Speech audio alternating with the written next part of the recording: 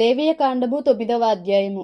8వ దినమున మోషే అహరోనును అతని కుమారులను ఇశ్రాయేళ్ల పెద్దలను పిలిపించి అహరోనుతో ఇట్లనెను, నీవు పాప పరిహారార్థ బలిగా నిర్దోషమైన ఒక కోడె దూడను, దహన బలిగా నిర్దోషమైన ఒక పొట్టేలును యెహోవా సన్నిధికి తీసుకొని రమ్ము. మరియు నీవు ఇశ్రాయేలీలతో, మీరు యెహోవా సన్నిధిని బలి నర్పించున్నట్లు పాప పరిహారార్థ బలిగా నిర్దోషమైన మేకపిల్లను, దహన బలిగా నిర్దోషమైన ఏడాది దూడను, గొర్రెపిల్లను, సమాధాన బలిగా కోడెను, పొట్టేలును, నూనె కలిపిన నైవేద్యంను తీసుకొని రండి. నేడు యెహోవా మీకు కనబడును అని చెప్పుము.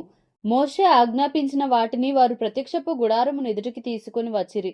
సమాజమంతయు దగ్గరకు వచ్చి యెహోవా సన్నిధిని నిలువగా, మోషే, మీరు చేయవలనని యెహోవా ఆజ్ఞాపించినది ఇదే, అట్లు చేయుడి. అప్పుడు యెహోవా మహిమ మీకు కనబడుననెను.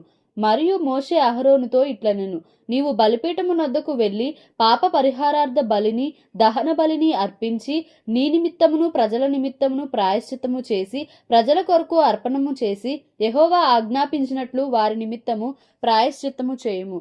కాబట్టి అహరోను బలిపీఠము దగ్గరకు వెళ్ళి తన కొరకు పాప పరిహారార్థ బలిగా ఒక దూడను వధించెను. అహరోను కుమారులు దాని రక్తమును అతని యొద్దకు తేగా, అతడు ఆ రక్తంలో తన వ్రేలు ముంచి బలిపీఠపు కొమ్ముల మీద దాని చమిరి బలిపీఠము అడుగున ఆ రక్తమును పోసెను. దాని క్రొవ్వును, మూత్రగ్రంథులను, కాలేజము మీది వపను బలిపీఠము మీద దహించెను. అట్లు యెహోవా మోషేకు ఆజ్ఞాపించెను. దాని మాంసమును, చర్మమును పాలెము వెలుపల అగ్నితో కాల్చివేసెను.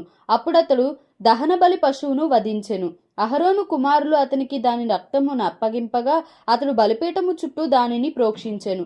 మరియు వారు దహన బలి పశువు యొక్క తలను, అవయవములను అతనికి అప్పగింపగా అతడు బలిపీఠము మీద వాటిని దహించెను. అతడు దాని ఆంత్రములను, కాళ్లను కడిగి బలిపీఠము మీదనున్న దహనబలి ద్రవ్యము పైని దహించెను.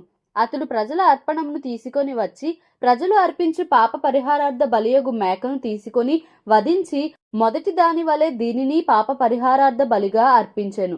అప్పుడతడు దహన బలి పశువును తీసుకొని విధి చొప్పున దానిని అర్పించెను.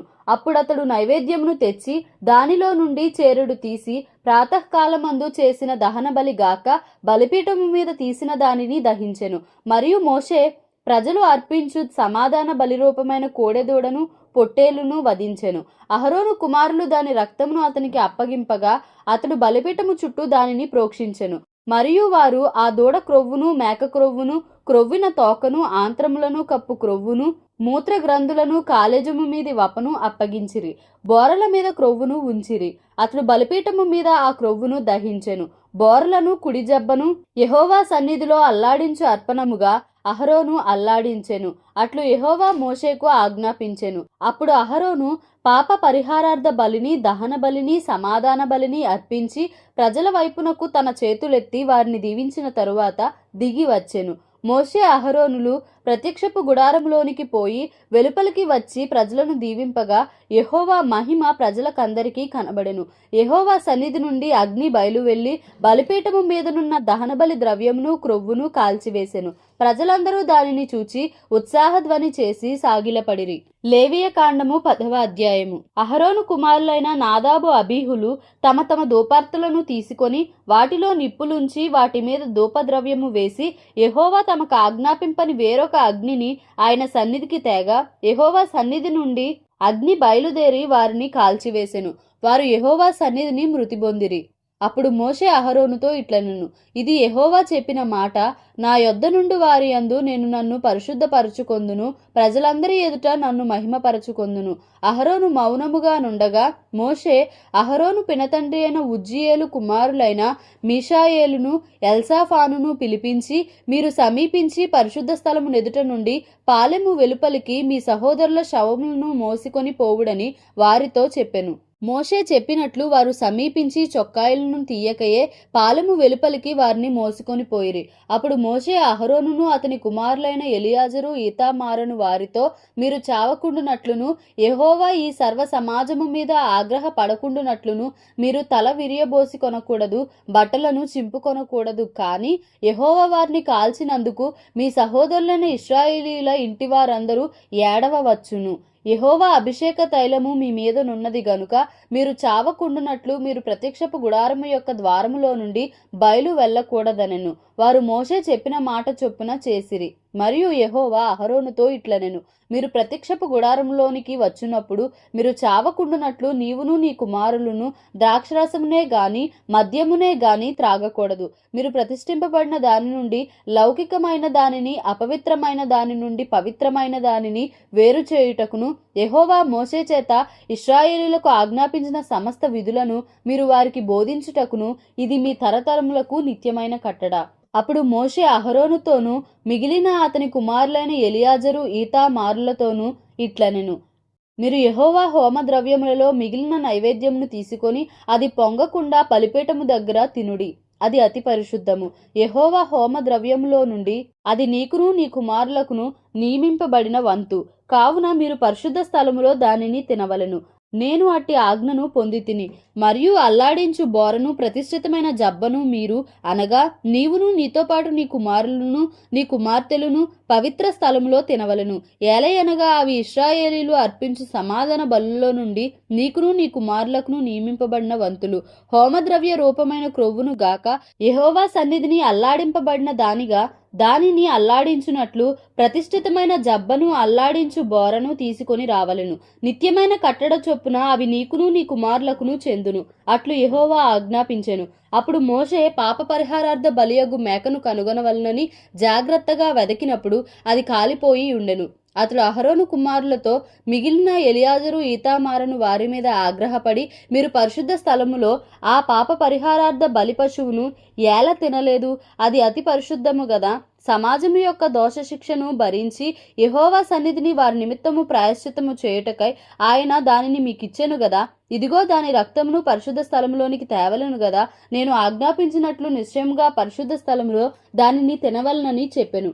అందుకు అహరోను మోషేతో, ఇదిగో నేడు పాప పరిహారార్థ బలి పశువును దహన బలి ద్రవ్యమును యెహోవా సన్నిధికి వారు తేగా ఇట్టి ఆపదలు నాకు సంభవించెను. నేను పాప పరిహారార్థమైన బలిద్రవ్యమును నేడు తినిన ఎడల అది యెహోవా దృష్టికి మంచిదగునా అనెను. మోషే ఆ మాట విని ఒప్పుకొనెను. లేవియ కాండము 11వ అధ్యాయము. మరియు యెహోవా మోషే అహరోనులకు ఇలాగు సెలవిచ్చెను, మీరు ఇశ్రాయేలీలతో ఇట్లనుడి, భూమి మీదనున్న జీవులన్నిటిలోనూ మీరు ఈ జీవులను మాత్రము తినవచ్చును. జంతువులలో ఏది డెక్కలు గలదై నెమరు వేయునో దాన్ని తినవచ్చును గాని నెమరు వేయు వాటిలోనూ 2 డెక్కలు గల వాటిలోనూ వీటిని తినకూడదు. ఒంటె నెమరు వేయును గాని దానికి 2 డెక్కలు లేవు గనుక అది మీకు అపవిత్రము. పొట్టి కుందేలు నెమరు వేయును గాని దానికి 2 డెక్కలు లేవు గనుక అది మీకు అపవిత్రము. కుందేలు నెమరు వేయును గాని దానికి 2 డెక్కలు లేవు గనుక అది మీకు అపవిత్రము. పంది విడుగా నుండు 2 డెక్కలు గలది గాని అది నెమరు వేయదు గనుక అది మీకు అపవిత్రము. వాటి మాంసమును మీరు తినకూడదు, వాటి కళేబరములను ముట్టకూడదు, అవి మీకు అపవిత్రములు. జలచరములన్నిటిలో వీటిని తినవచ్చును. సముద్రంలోనేమి నదులలోనేమి ఏ నీళ్లలోనేమి వేటికి రెక్కలు పొలుసులు ఉండునో వాటిని తినవచ్చును. సముద్రములలోనేమి నదులలోనేమి సమస్త జలచరములలోను సమస్త జల జంతువులలోను వేటికి రెక్కలు పొలుసులు ఉండవో అవన్నీయు మీకు హేయములు. అవి మీకు హేయములుగానే ఉండవలెను. వాటి మాంసమును తినకూడదు, వాటి కళేబరములను హేయములుగా ఎంచుకొనవలెను. నీళ్లలో దేనికి రెక్కలు పొలుసులు ఉండవో అది మీకు హేయము. పక్షులలో వీటిని హేయములుగా ఎంచుకొనవలెను. వీటిని తినవద్దు, ఇవి హేయములు. పక్షిరాజు, పెద్ద బోరువ, క్రౌంచ పక్షి, గద్ద, తెల్లగద్ద, ప్రతి విధమైన గద్ద, ప్రతి విధమైన కాకి, నిప్పుకోడి, కపిరిగాడు, కోకిల, ప్రతి విధమైన డేగ, పైగిడి కంటే, చెరువు కాకి, గుడ్లగూబ, హంస, గోడబాతు, నల్లబోరువ, సంకుబుడి కొంగ, ప్రతి విధమైన కొంగ, కుకుడుగువ్వ, గబ్బిలము, రెక్కలు కలిగి 4 కాళ్లతో చరించు చరములన్నీయు మీకు హేయములు. అయితే 4 కాళ్లతో చరించుచు నేల గంతులు వేయుటకు కాళ్ల మీద తొడలు గల పురుగులన్నీయు తినవచ్చును. నేత మిడత గాని చిన్న మిడత గాని ఆకు మిడత గాని మిడతలలో ప్రతి విధమైనది తినవచ్చును. 4 కాళ్ళు గల పురుగులన్నీయు మీకు హేయములు. వాటి వలన మీరు అపవిత్రులగుదురు. వాటి కళేబరములను ముట్టిన ప్రతివాడు సాయంకాలము వరకు అపవిత్రుడగును. వాటి కళేబరములలో కొంచెమైనను మోసిన ప్రతివాడు తన బట్టలు ఉదుకుకొని సాయంకాలము వరకు అపవిత్రుడగును. 2 డెక్కలు గల జంతువులన్నిటిలో విడిగా చీలిన డెక్కలు లేకయు నెమరు వేయకయు నుండునవి మీకు అపవిత్రములు. వాటి కళేబరములను ముట్టిన ప్రతివాడు అపవిత్రుడగును. 4 కాళ్లతో నడుచు సమస్త జీవరాశులలో ఏవి అరకాలితో నడుచునో అవన్నీయు అపవిత్రములు. వాటి కళేబరములను ముట్టిన ప్రతివాడు సాయంకాలము వరకు అపవిత్రుడగును. వాటి కళేబరములను మోసిన ప్రతివాడు తన బట్టలు ఉదుకుకొని సాయంకాలము వరకు అపవిత్రుడగును. అవి మీకు అపవిత్రమైనవి. నేల మీద ప్రాకు జీవరాశులలో మీకు అపవిత్రమైనవి ఏవేవనగా చిన్న ముంగీస, చిన్న పందికొక్కు, ప్రతి విధమైన బల్లి, ఊసర వెల్లి, నేల మొసలి, తొండ, శరటము, అడవి ఎలుక, ప్రాకువాటిలో ఇవి మీకు అపవిత్రములు. ఇవి చచ్చిన తరువాత వీటిని ముట్టిన ప్రతివాడు సాయంకాలము వరకు అపవిత్రుడగును. వాటిలో చచ్చిన దాని కళేబరము దేని మీద పడునో అది అపవిత్రమగును. అది చెక్క పాత్రయే గాని, బట్టయే గాని, చర్మమే గాని, సంచియే గాని, పనిచేయు ఉపకరణము ఏదియు గాని అయిన ఎడల దానిని నీళ్లలో వేయవలెను. అది సాయంకాలము వరకు అపవిత్రమై ఉండును. తరువాత అది పవిత్రమగును. వీటిలో ఏదైనను మంటి పాత్రలో పడిన ఎడల దానిలోనిదంతయు అపవిత్రమగును. మీరు దానిని పగులగొట్టవలెను. తినదగిన ఆహారం అంతటిలో దేని మీద ఆ నీళ్లు పడునో అది అపవిత్రమగును. అట్టి పాత్రలో త్రాగిన ఏ పానీయమును అపవిత్రము. వాటి కళేబరములలో కొంచెము దేని మీద పడునో అది అపవిత్రమగును. అది పొయ్యి అయినను కుంపటి అయినను దానిని పగులగొట్టవలెను. అవి అపవిత్రములు. అవి మీకు అపవిత్రములుగా ఉండవలెను. అయితే విస్తారమైన నీళ్లు గల ఓటలో గాని గుంటలో గాని కళేబరము పడినను ఆ నీళ్లు అపవిత్రములు కావు గాని కళేబరమునకు తగిలినది అపవిత్రమగును. వాటి కళేబరములలో కొంచెము విత్తుకట్టు విత్తనముల మీద పడినను అవి అపవిత్రములు కావు గాని ఆ విత్తనముల మీద నీళ్లు పోసిన తరువాత కళేబరములో కొంచెము వాటి మీద పడిన ఎడల అవి మీకు అపవిత్రములగును. మీరు తినదగిన జంతువులలో ఏదైనను చచ్చిన ఎడల దాని కళేబరమును ముట్టువాడు సాయంకాలము వరకు అపవిత్రుడగును. దాని కళేబరములో ఏదైనను తినువాడు తన బట్టలు ఉదుక్కుకొని సాయంకాలము వరకు అపవిత్రుడగును. దాని కళేబరమును మోయువాడు తన బట్టలు ఉదుకుకొని సాయంకాలము వరకు అపవిత్రుడగును. నేల మీద ప్రాకు జీవరాశులన్నీయు హేయములు. వాటిని తినకూడదు. నేల మీద ప్రాకు జీవరాశులన్నిటిలో కడుపుతో చరించు దానినైనను 4 కాళ్లతో చరించు దానినైనను చాలా కాళ్ళు గల దానినైనను మీరు తినకూడదు. అవి హేయములు. ప్రాకు జీవరాశులలో దేనినైనను తిని మిమ్మును మీరు హేయపరచుకొనకూడదు. వాటి వలన అపవిత్రులగునట్లు వాటి వలన అపవిత్రత కలుగు చేసుకొనకూడదు. నేను మీ దేవుడినైన యెహోవాను. నేను పరిశుద్ధుడను గనుక మీరు పరిశుద్ధులై ఉండునట్లు మిమ్మును మీరు పరిశుద్ధపరచుకొనవలెను. నేల మీద ప్రాకు జీవరాశులలో దేని వలనను మిమ్మును మీరు అపవిత్రపరచుకొనకూడదు. నేను మీకు దేవుడనై ఉండుటకు ఐగుప్తులో నుండి మిమ్మును రప్పించిన యెహోవాను. నేను పరిశుద్ధులను గనుక మీరును పరిశుద్ధులు కావలెను.